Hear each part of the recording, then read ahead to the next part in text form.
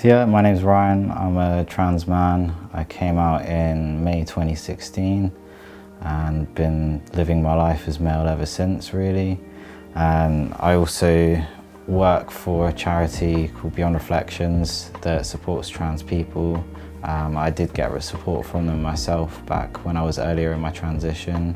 And yeah, now I volunteer and work for the organisation.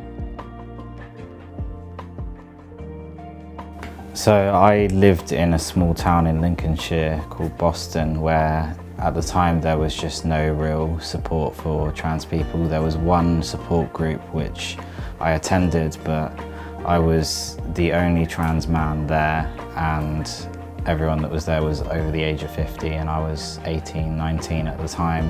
So they were just in completely different points of their lives to me, and they were more fascinated by me being a trans man than actually being a supportive environment. I was looking for more support. I wanted more support. I wanted the support whilst I was up in Lincolnshire, but it just wasn't available in that area. So when I moved to Southampton for my last year of my degree, I just did a quick Google search and found Beyond Reflections and was able to get into contact and got support in place pretty quickly.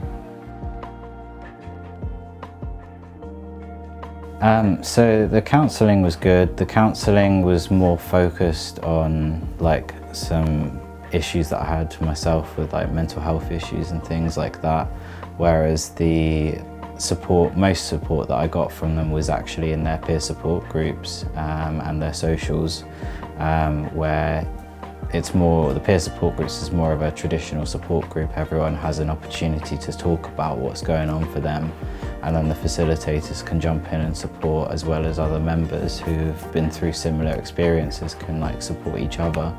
So I found those spaces a lot more helpful than the socials, because it allowed me to meet other trans people and other people in my position. They helped me come to terms with myself and accept myself more. To be honest with you, that was more the help that I got, was just coming to terms with things, and also just the challenges that come with being trans and living life as a trans person and going through hormones and all of that. It's in surgery, it's big life decisions. So definitely, yeah, as I said, like the social spaces and the peer support groups, there's just other trans people that you talk to, so you get to meet people through that and make friends. So for me, it was my experience as a trans person. Like, I became homeless when I came out. I was living with my parents, they didn't agree with it and they kicked me out. And I lost my partner as well because he wasn't gay.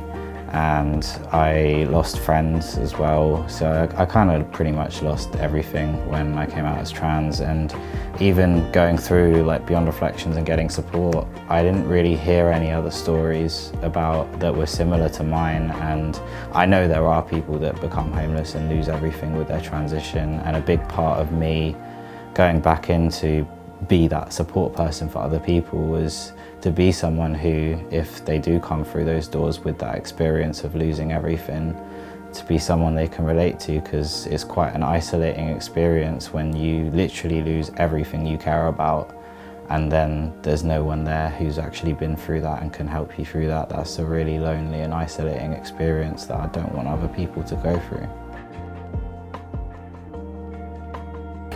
So most of my job is like managing people's support and offering one-to-one support with members as well.